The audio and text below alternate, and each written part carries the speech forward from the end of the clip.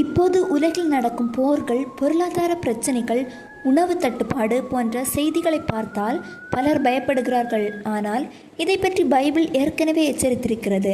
இயேசு கூறியபடி நாடுகள் நாடுகளுக்கு எதிராக எழும்பும், அதாவது போர் வரும். சில இடங்களில் பஞ்சம் மற்றும் கஷ்டங்கள் வரும். போர் வந்தால் பஞ்சம் வரும்.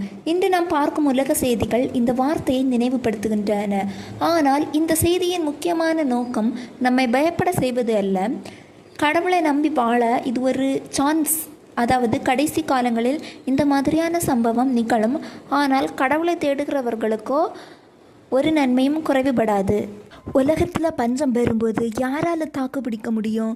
எல்லா பொருளின் விலையுமே உயர்ந்திருக்கும். சராசரி மக்களால் அந்த பொருளை வாங்குறதுக்கு கூட கையில் காசு இருக்காது.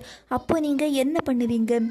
இது உலகம் முழுதும் ஏற்படுமா என்று தெரியாது. ஆனால் ஒரு கூட்ட மக்களுக்கு ஏற்படும். நீங்கள் சாப்பிடாம இருக்கலாம், நான் சாப்பிடாம இருக்கலாம். நம்ம பிள்ளைங்க பட்டினி கடந்து சாப்பிடாம இருக்கிறத உங்களால் பார்க்க முடியுமா? பஞ்சத்துக்கு அப்புறம் மரணம். பஞ்சம் வந்து ஒரு கூட்ட மக்கள் மரணம் அடைவார்கள்.